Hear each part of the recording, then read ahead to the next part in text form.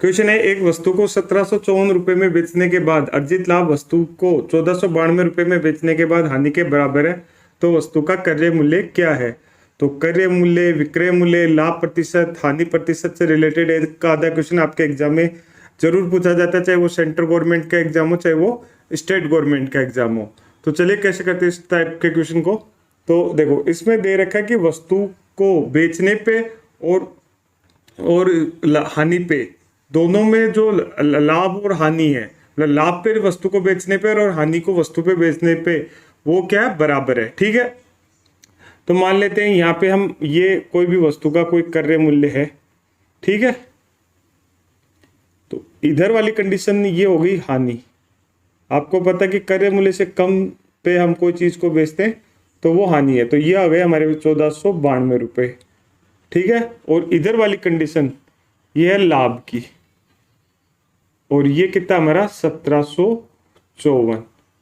ठीक है, आप इसको x मान लो। ठीक है, क्योंकि दोनों सेम है, या 1 यूनिट मान लो। ठीक है, तो हम मान लेते हैं कि हमको x ही हानि होती है और x ही लाभ होता है। ठीक है, अब ये दोनों अंतर कितना है, ये हमारा हो गया 2x।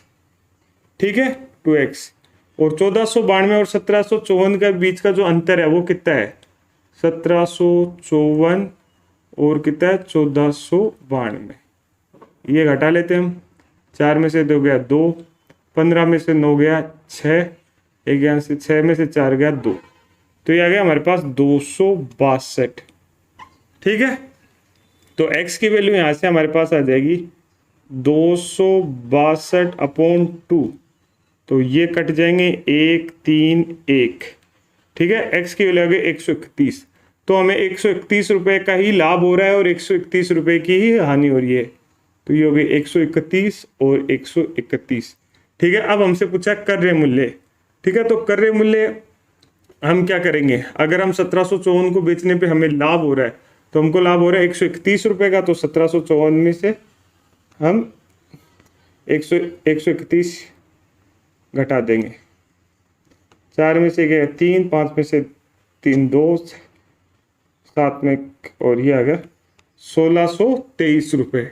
ठीक है, अगर इसमें जोड़ दें ये हानि के हिसाब से, तो 1492 और 131, 3 12 5 1 6, दोनों कंडीशन में हमारा जो आंसर आ रहा है वो है 1623 रुपये। तो जो वस्तु का क्रय मूल्य हो जाएगा वो कितना हो जाएगा, 1623 रुपये। तो इस तरह का क्वेश्चन एग्जाम में आपसे पूछते हैं। ठीक है, थोड़ा कंफ्यूज करने के लिए, तो आप ऐसे क्वेश्चनों के लिए तैयार रहे।